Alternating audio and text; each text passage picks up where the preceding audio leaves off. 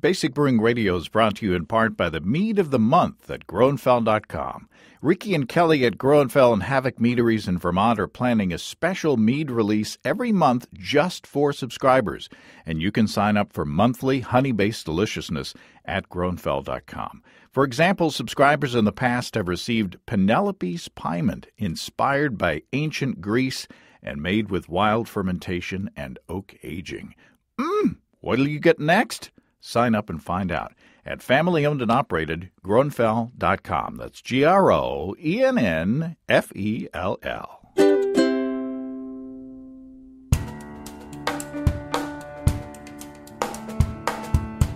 Welcome to Basic Brewing Radio for Thursday, February 15th, 2024. I'm James Spencer. Here at Basic Brewing Radio, we're all about home brewing. This week, Matt Giovanisci of Brew Cabin and I get metal as we talk about canning your homebrew. Matt and I talk about how to make your beer more crushable, so to speak, by moving from the capper to the seamer.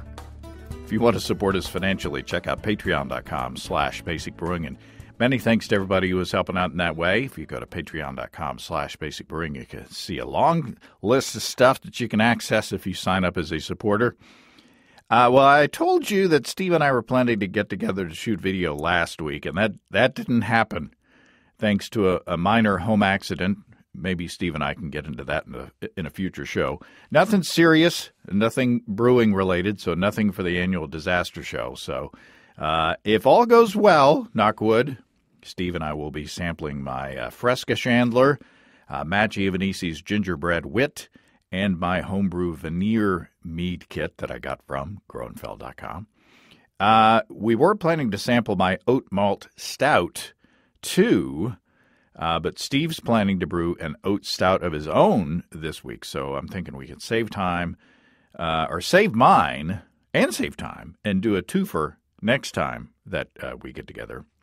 I bet his is better than mine.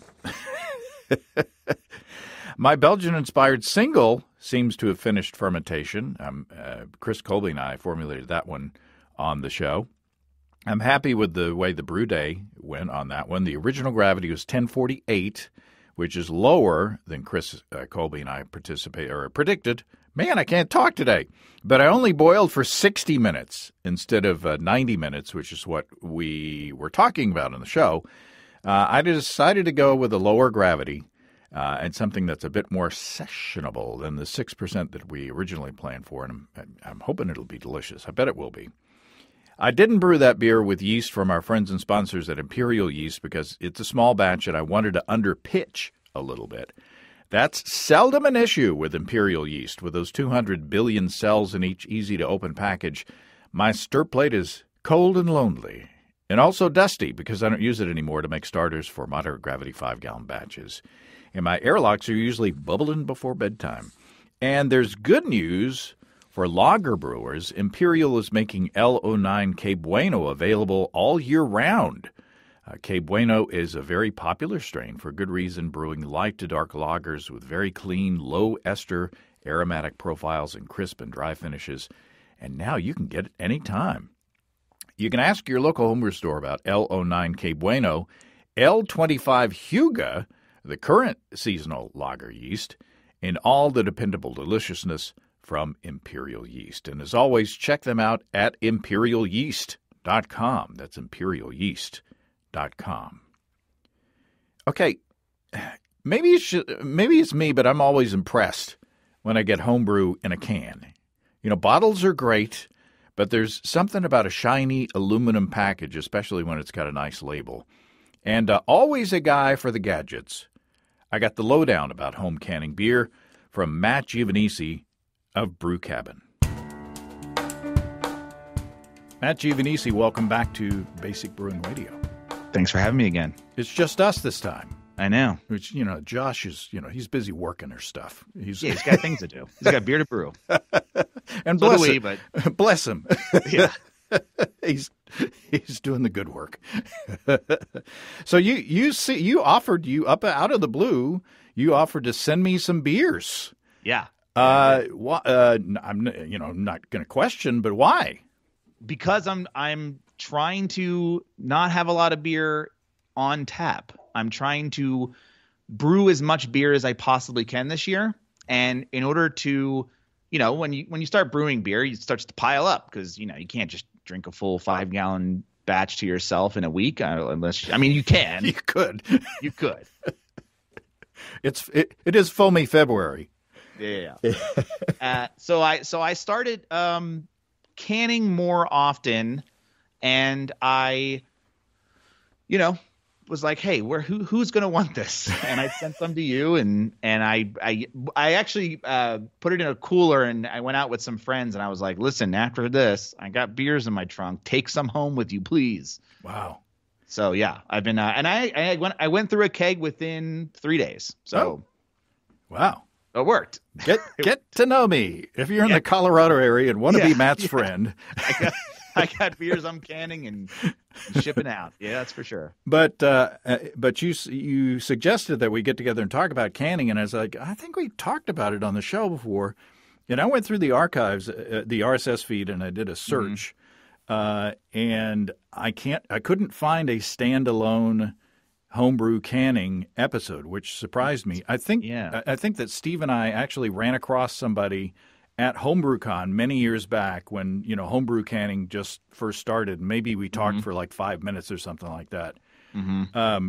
But I'm sure it's come a long way since then. And I do want to do an extended conversation about this because the tools, I assume, are getting more accessible, and it's becoming more of a thing, that people can at home. But I'm thirsty. I've been looking at this unopened can, and I've just opened it. So what am I going to pour in my glass here?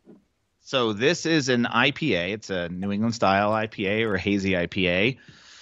I titled it "High-Fiving a Million Angels," which is a reference. So if you know it, you're in the know.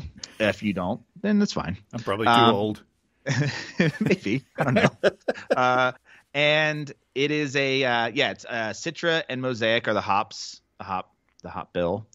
And this is the first batch of the year, and I'm doing this thing for the next year or foreseeable future, I guess, where I spent 3 years crafting this recipe, and now I'm going to spend hopefully not 3 years, but a couple of more years developing a very specific, tight process. So I'm focusing more on process this time than recipe. And what are the variables that you're looking at? So there's so many.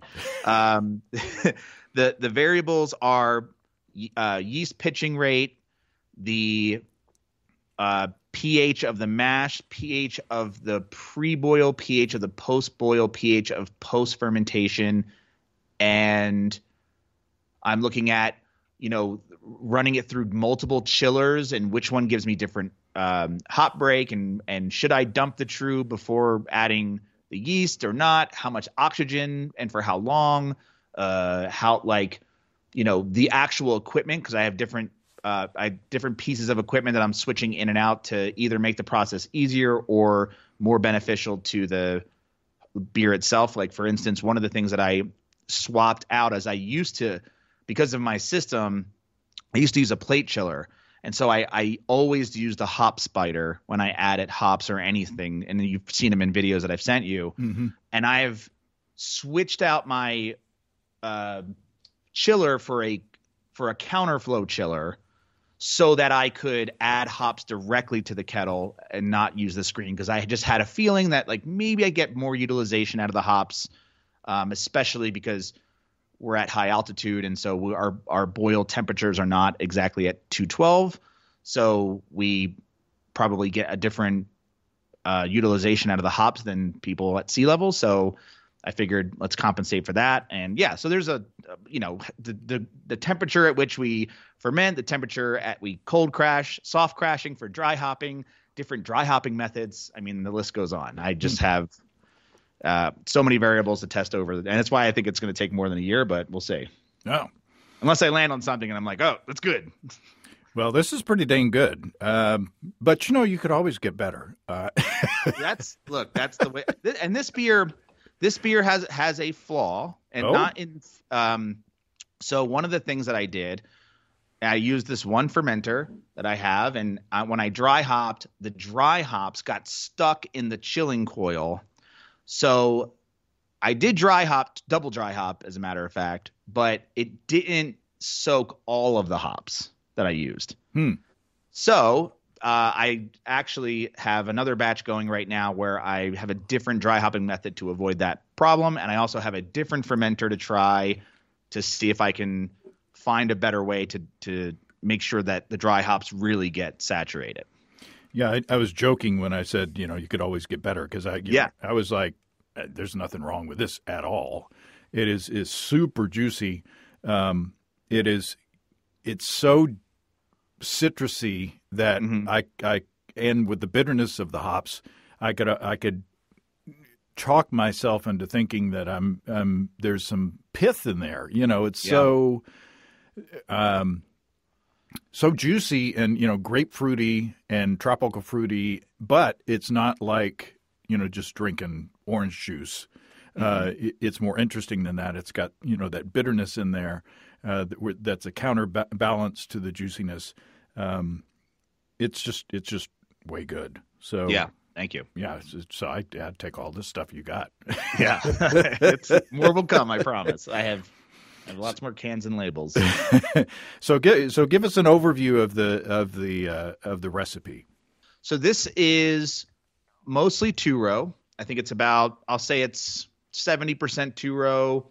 There's flaked oats, and then there's dextrin malt. I believe I'm using straight dextrin malt. I don't know if it's a brand.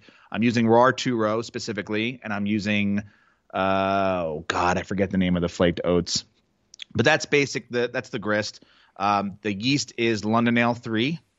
And I've also used juice, so that's one of the things that I'm testing is switching out different yeasts. And then for the hops, it is this particular one is 10 ounces of hops total throughout the boil and dry hop.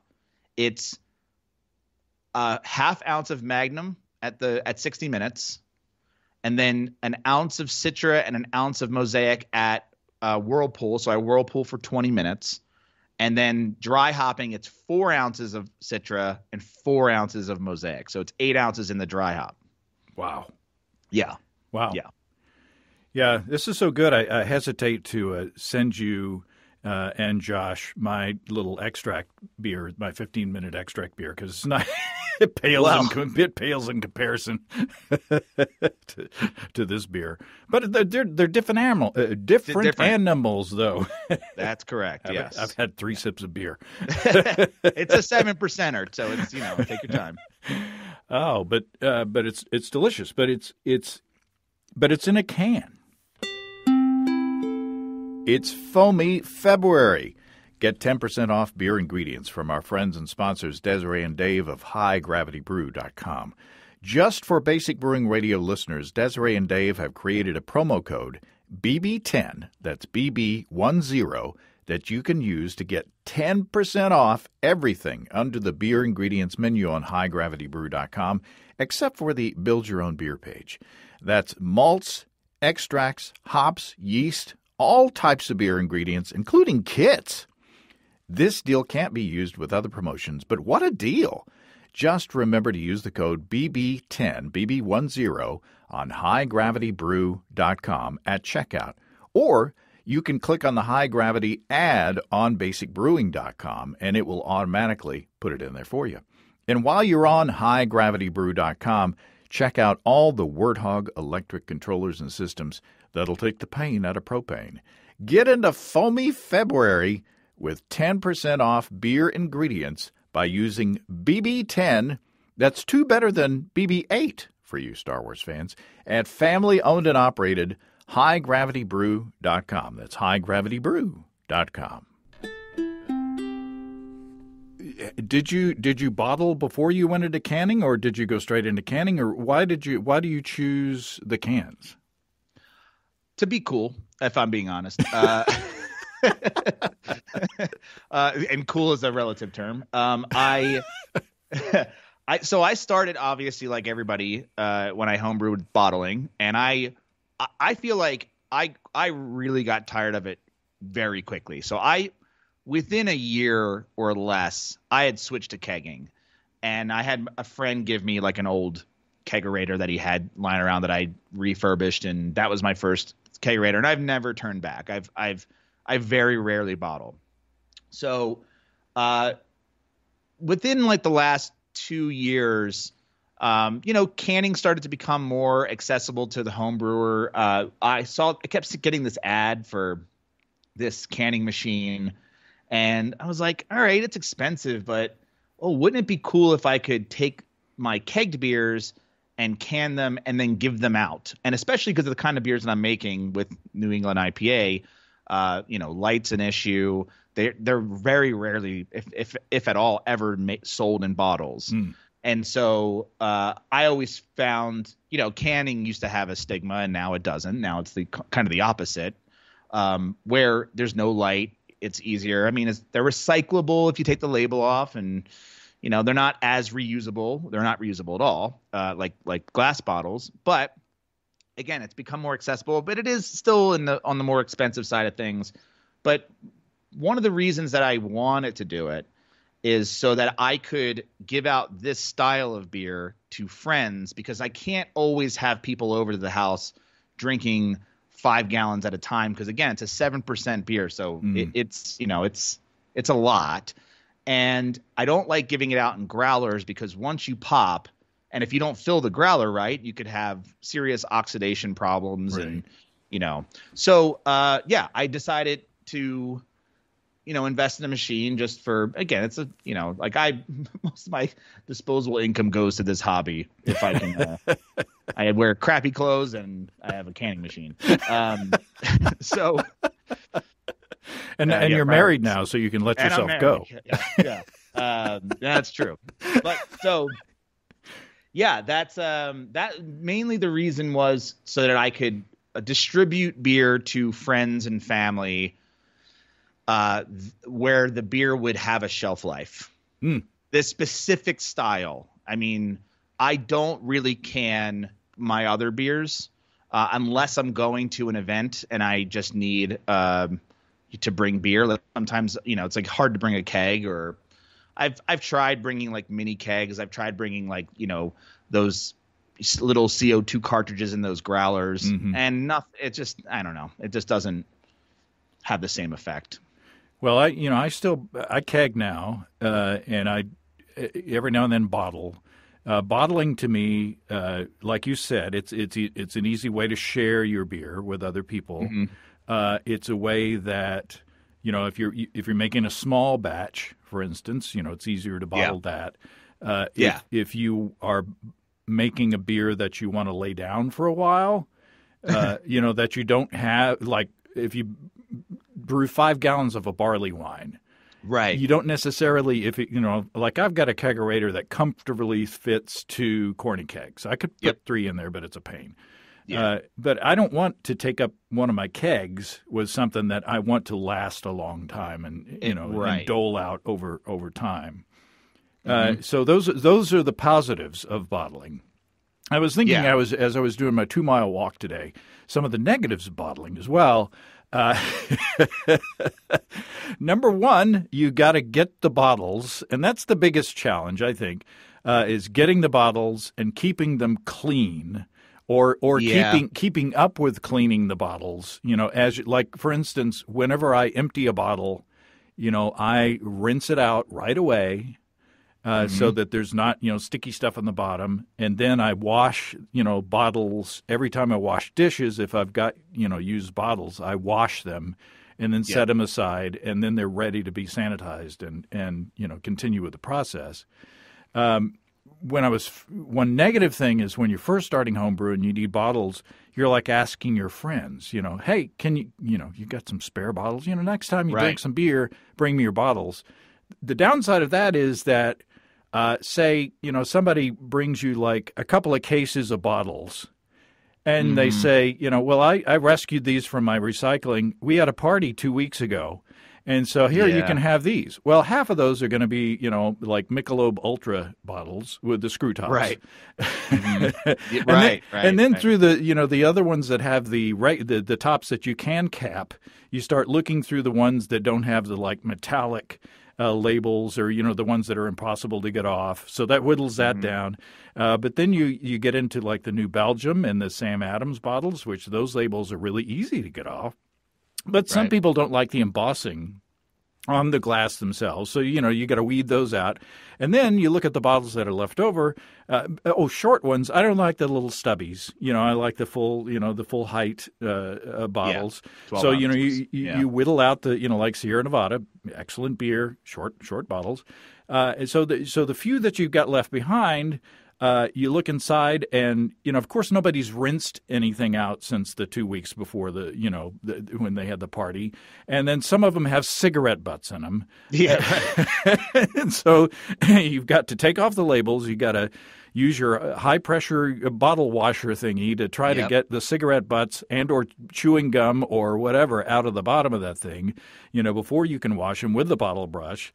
And then it's like, where you put them. Well, I put mine in the basement, and sometimes they stack up. On more than one occasion, I've taken these quote unquote clean bottles out of the basement, ready to sanitize, and I've put them in the sanitizer, and the carcass of a cricket will fall out. Oh yeah.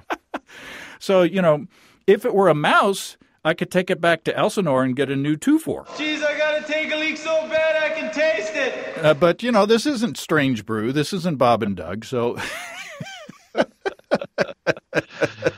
So that's my spiel on bottles. It's a love-hate relationship with the bottles. Yeah. And I'm somebody who bottles just a very different kind of beer. I believe it to be just as laborious as canning, depending on how you do it. A lot of it, I use the same equipment to do it. And the biggest difference, I think, is, well, one, you can't reuse cans. So you're never going through the process of, if you are reusing bottles and cleaning them or removing the label, which I've done plenty of, you don't have to do that, right? Mm-hmm. But it costs more because you have to buy it. You have to buy new cans every single time. Right. The machinery that it takes to seal the cap, we have those little red guys, those handheld red guys, which I've heard are not the greatest, but hey, it works. It works for me. I have an antique bottle capper that my wife Susan found for me at a little flea market thing, and it's great. I love it. And is it a floor one, or is it? It's meant to be like screwed onto a tabletop or something, but I just carry it around and put it on the table. But it's a one handle crank thing that's off to the side, but then it's got these gears. I don't know. I'll have to send you a picture. It's awesome. Yeah. It's better than the newer one that I got when the stand capper thing. Mm-hmm. So go out and look at. And I saw a similar capper here in town that I almost bought just to have it. But I think that even that design is better than the newer ones that are coming out. So anyway, keep your old stuff sometimes works better. That was a little 100%. That was a little side thing, but there you go. No, and I have a corking machine, and those things are relatively inexpensive. I think I got it for like $60. The red capper guy, like the handheld one, is pretty inexpensive. So the machinery that it takes to bottle is cheap. Oh yeah, sure. Right. The canning machine, which requires this motor and these crimps and clamps, I mean, they're expensive. I don't know. I know what I paid, and I have one of the more expensive ones because it was the one that was out there. There are now cheaper options available, but yeah, that's unfortunately that's the entry to that style of packaging is a little bit more expensive. And again, you have to buy the cans every single time, and you buy the cans and you buy the caps. But filling them is the exact same process as a bottle. Mm-hmm. So during the pandemic, there was kind of a can crisis. because Right. all of a sudden there was a big demand for all these aluminum cans, and there was kind of a brouhaha. I don't remember the details of it, but so did you feel that at the same time, and did that affect your availability to get blank empty cans, without buying a pallet of them? Post pandemic. No. One, I think we live in ball country, so that might help. So that's where. So the people that make the cans are here. Notice how mature I am that I didn't make a joke about ball country. Ball country. Yeah. So I no, and I'm not canning. Like this year, I will be canning a lot more than I have in the past.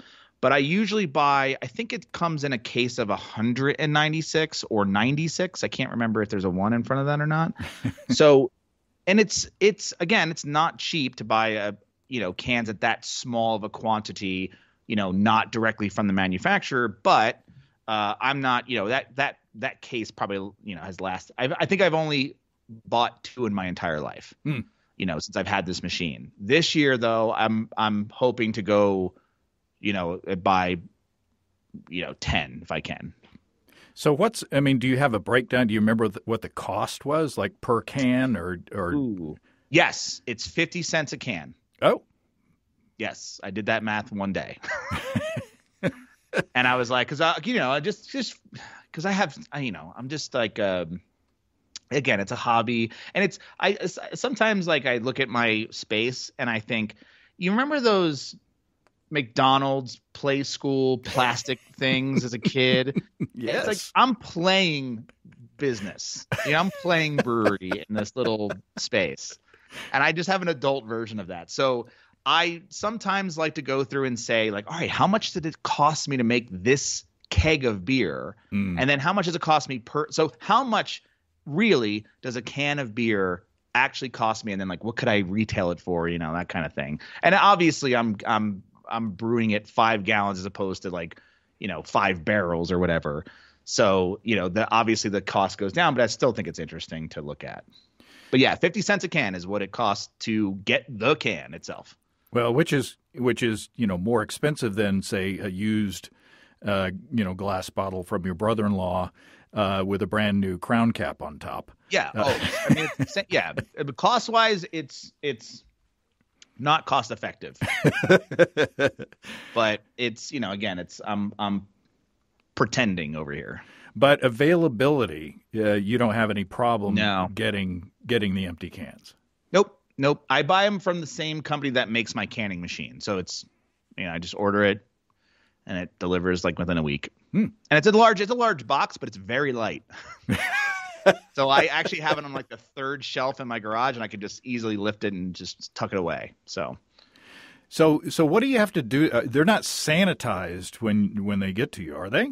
No. So the caps all come in a big sleeve, and then the cans are stacked in rows. So so I think it's there's a row, your boat, and then there's beat me to it. Then there's paper in between each layer, and so no, the cans are not sanitized. From my, they look very clean, but I still sanitize them before I can, even if I'm just canning, for an event that night. So sometimes I'll can a few just to bring to a friend's house. I'll can 4 directly off the tap. I still like to sanitize those, even though I probably don't have to, but I just think it's good practice. Sure. Well, just, it seems like something you could do with a spray bottle of Star San. That's pretty much all I ever do is I have a spray bottle of Star San that's highly concentrated. I do 3 big sprays in the can, so it completely coats the side of the can, and then I flip the can upside down and let that residual drain out as I'm sort of filling. So that process is similar to bottling. Yep. So do you have to have a counter pressure bottle filler? Like a beer gun or something like that, or could. So I've done all of it, and the cans that I sent you and the cans that I'm drinking also are all filled directly from the tap.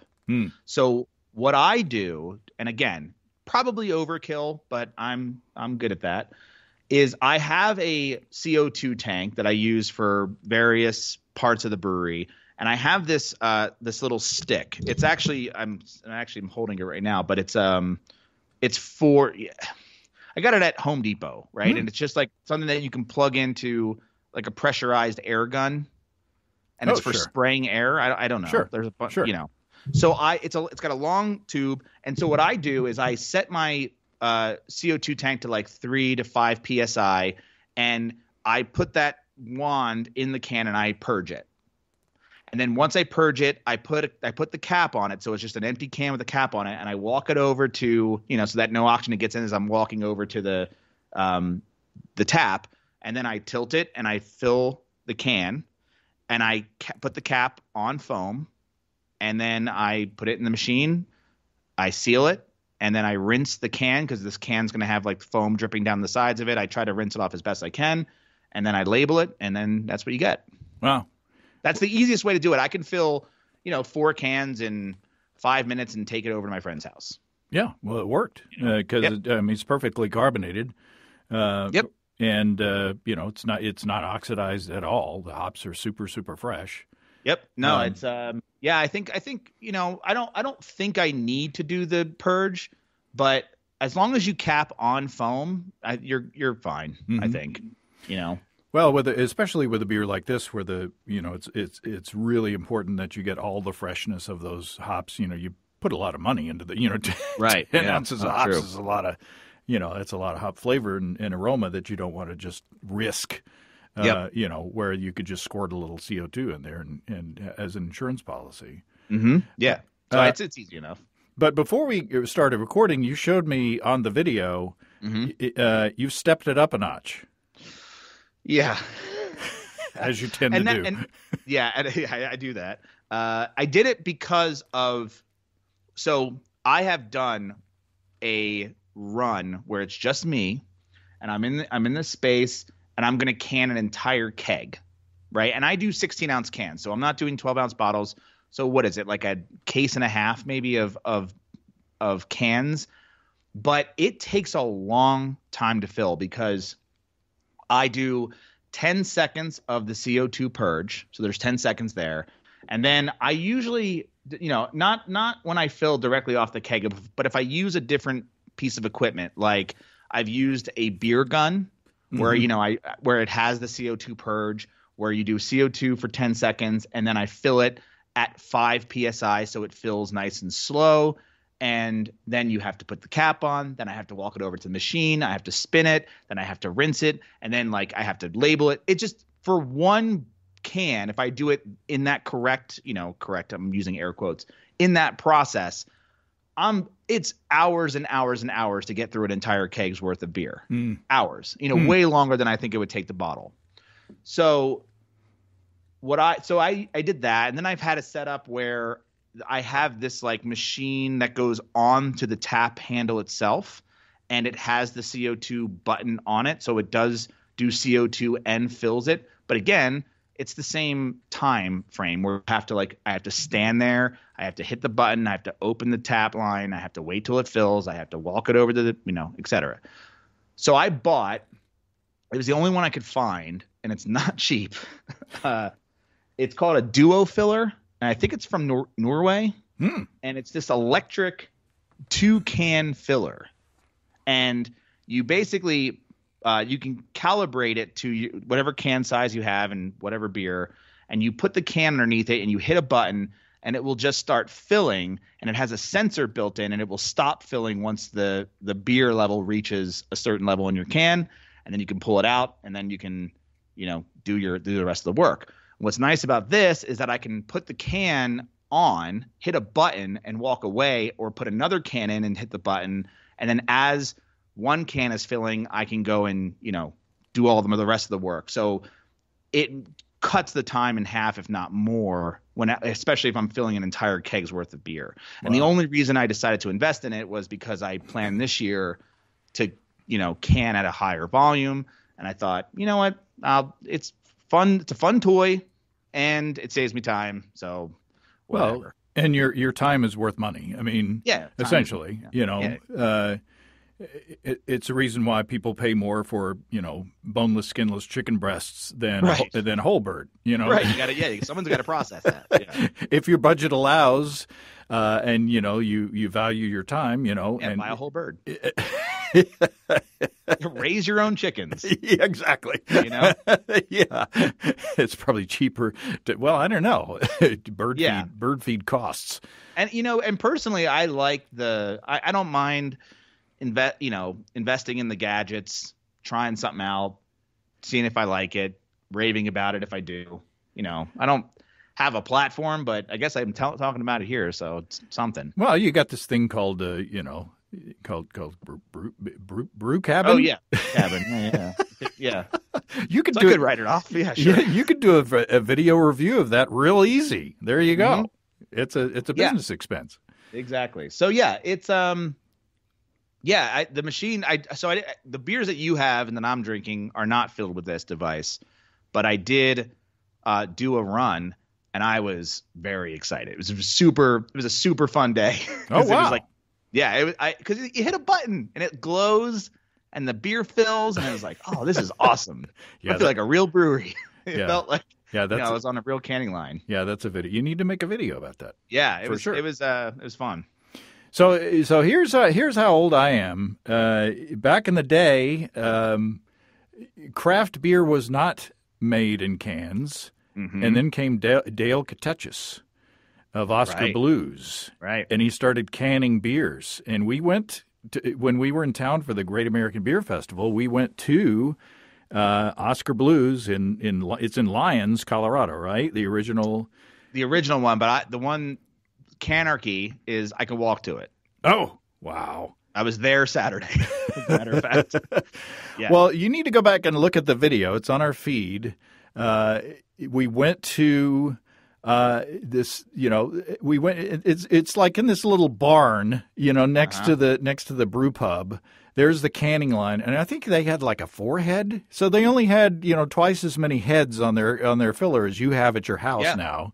Yeah, and they're filling the beers, and Dale reaches over into the line and picks up a can, an unsealed, untopped can of Oscar Blues, and hands those to us, and we're sipping. It was Old Chub. They were canning Old Chub. Ooh. So we were sipping on uncapped cans of Old Chub, and Garrett Marrero from Maui Brewing Company was there looking at the canning line, and so we got video of him, setting up feeding cans into the canning line.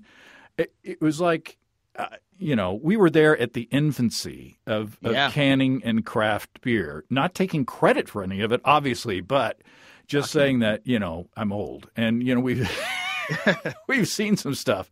Talk about the benefits of cans. In the beginning, the people were saying, oh, it'll ruin the beer because it'll taste like metal. And there's all these naysayers about why, you should never put good beer in a can.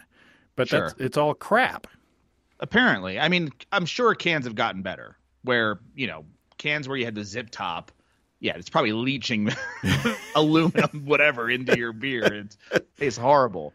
But the newer cans, I guess, hopefully BPA free or whatever. Not a scientist, not a chemist, but the biggest benefit for me is light strike and oxidation. Mm-hmm.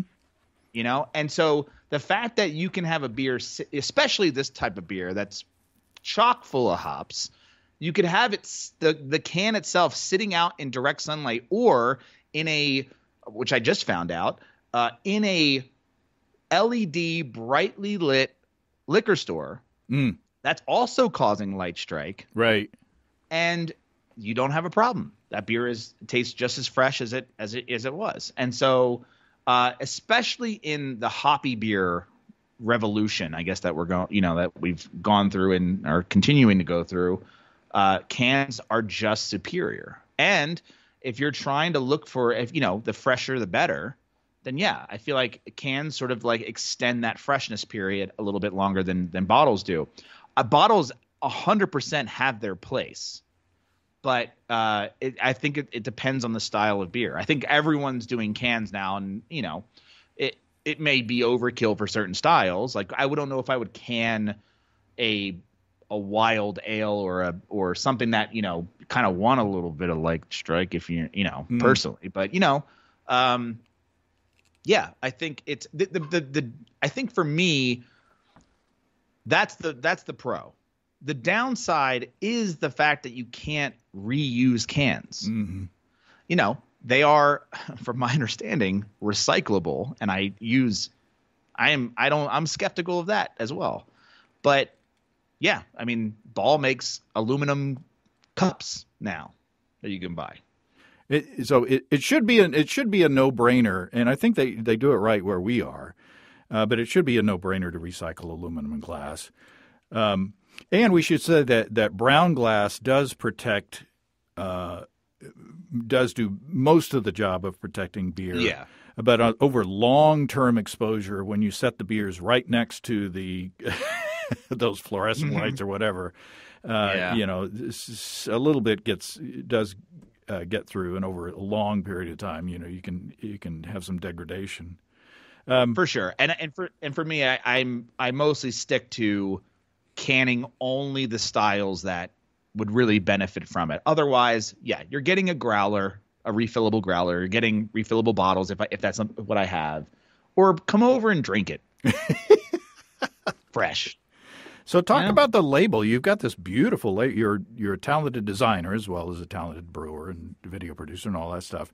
Talk about you can just do a Sharpie and just draw on the side, which is probably what I would do, but that's what I did for years. I'll post a picture of this can on the Instagram, and you've already posted it on your Brew Cabin Instagram, I saw. But talk about this label and talk about the process of designing for this label system, and how do you get the labels on there? Yeah, so this was also part of my New Year's resolution is to, again, I'm playing brewery, and I was like, you know what, so what I used to do, again, you're right, I used to get a Sharpie. I actually had multicolored Sharpies. Oh, fancy. Style of beer. And I would just write on the can. My handwriting is horrible, doctor level bad. You haven't seen mine. Yeah, chicken scratch. And so, yeah, no one knew what the hell I was writing on the cans. Now, I did for a while buy these like round black stickers off Amazon or something, and I would write on those and then stick those on the can. Just to have, and I would usually get Steph to write it because she has way better handwriting and she's an artist, so makes it look nice. But when she can't do it, I said, all right, well, I'm going to try designing my own label, getting it printed, and labeling these cans myself, and just seeing how I enjoy the process and just, how fun it would be. And so, this beer I've been making for a very long time, and I didn't have an idea when I set out to do the can design. So the reference has nothing to do with the can design. But I was just searching around the internet. So again, the beer is called High-Fiving a Million Angels. And I was searching around the internet for pictures of angels to see if I could get any inspiration. And I saw a picture of the Sistine Chapel. I go, that's it. I'm going to try that. And I go, how the hell am I going to do this? Like, I'm not Michelangelo. So Steph, who is an artist, and my wife is like, that would be a great job for AI. What? And I thought, nah, all right, I'll give it a shot. So I used Dolly, and I just threw it a bunch, High-Fiving a Million Angels in the style of the Sistine Chapel by Michelangelo, etc. And it gave me a bunch of options, and I thought, okay, one of these is kind of cool. And then I put it in the Photoshop, and I just went crazy. Like I added, I just added, the original AI was horrible. It looked like a bunch of aliens flying around. It was terrible. Like people had like 18 fingers and 50 toes, and It was a mess. I went piece by piece and fixed every single piece of it. I added more depth. I added texture, like concrete texture, different glows and shadows. I changed every face, every hand, every, There's some hipster angle or there's angels. There's a hipster angle too. Thank you for noticing that. Yeah, I did. I wanted hipster, like I wanted modern angels, and then some angels have. There's a basket of mangoes. One has a beer in his hand. One's got a basket of hops. Yeah, one's got sunglasses and a fedora. One's got a pineapple. So yeah, I just kind of went nuts and just try to design it. I didn't put a lot of information on the can. I did put the government warning. Yeah, I noticed that. Yeah, it's a little small to read. I have an updated version, but yeah. Smaller to read, and then the actual font for High Fiving a Million Angels is hard to read. So I've already, I don't have it printed yet, but I've already updated this after I actually got the labels in the mail. So I went and I ordered the labels from an online company, and they sent me 100 of them in a roll. And so I was like, all right, this is my first version, whatever. And I thought, well, how, am I just going to hand put these on the, I know that's probably going to cause an issue. I can't put a sticker on anything, without it creasing in some way. Or getting crooked. Exactly. So I was like, all right, let me buy a labeler. And they're expensive. They're more expensive than all the canning supplies. I'm like, all right, this is nuts. So I ended up finding one on Amazon that was now that I look at it and have it in person, it costs too much money. But it's it's a 3D printed janky label machine that's got a wooden dowel. It's some guy made it in his garage, this beer. And it cost $89. So I was like, this is way too expensive for this thing. But so now you're going to buy the 3D printer. Now, yeah. So that you can make your own label thingy. This thing, you know what? It does work, though. I'll give it that. It only does 16-ounce cans, and that's it, because it's 3D printed just to that size. But now I realize there are machines that do the same thing for the exact same price that are more flexible, but I guess it works. So yeah, so I would basically can the beer. I would put it in the canning machine and seal it. I would rinse it off. I would dry it off with a towel. I would stick it in this machine, and I have a roll of 100 of these labels, and I pull the label through, and it wraps it around the can, and then it's good to go. Yeah, it's done very well. I mean, it's very straight, and it looks good. And the labels are specifically for beer. They're a specific size, and they're I think they're. It's not waterproof, but they are not. You can get water on them, and they won't smear or anything like that. Yeah, I'm not able to peel them off. ABV might want to put the ABV on there. That's one. Next round I want to put. I didn't want to throw. These actually are pretty easy to peel off if you go. Of course, it locks you into. So if you do a variation of the recipe that's a little higher or lower, that's. It locks me, and plus I can only order in quantity. Well, for this particular company, I can only order in quantities of 100 labels. So I thought, so I don't have a name for my brewery, so I just have the letter G is my kind of logo. Mm-hmm. And I kind of like that. It's like a secret. It's not a real brewery, so it's kind of a secret. And then I didn't want to put, I was going to put wine pint, and I was going to put what hops were in it, and the ABV, and then I thought, well, that could change. Yeah, so, that's true. And as I develop the recipe and process and get better at it, the beer is obviously going to change, and so I just have the labels, and then over time, once I figure it out, I mean, the thing is that I'm playing pro, but I'm not. I have no plans to go pro, so it's this is as close as I get. The canning, I'll probably never be a canner, but it sure is impressive a package to get, for you to give your homebrew to friends. in a can. It's very professional looking. It preserves the beer well, and it certainly ups your game. I mean, if you're going to a whole lot of trouble to make a certain kind of beer that needs to be protected in the way that you have done, it is certainly an impressive package. And is, like I say, so we all choose the levels of home brewing that we want to achieve, and this is certainly, if you have the resources and you have the time and you have the energy, it works. Too, I think people will actually drink it because I kind of made it look like a professional can, so if it's someone's, it's not like a can of homebrew or a bottle of homebrew. Sometimes you're like, this stuff's got stuff on the bottom of it. Yeah, But yeah, so this is it's just like a kind of again, this is all just a hobby and for fun, but it's a fun experiment to do canning at even the smallest scale that I'm doing it. And feel what it's like to be. I mean, I can't even imagine if I had to do this at scale, by hand. Obviously, that's why they make canning machines. Why Canarchy is a thing.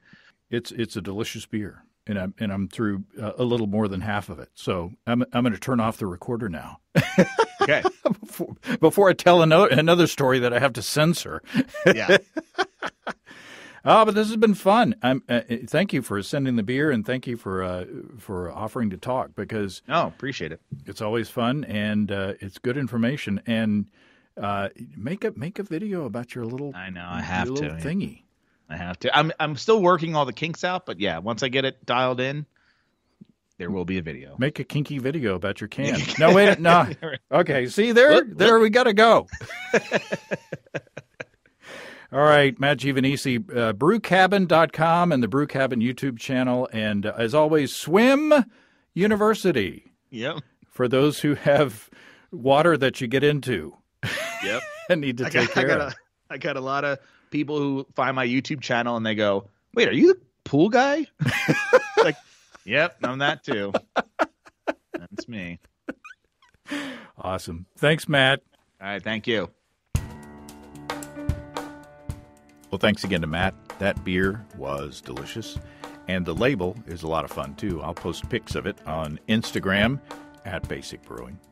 If you have brewing questions, show suggestions, or just want to say howdy, write to james@basicbrewing.com or just fill out the contact form at basicbrewing.com, and please don't forget to tell us where you're from.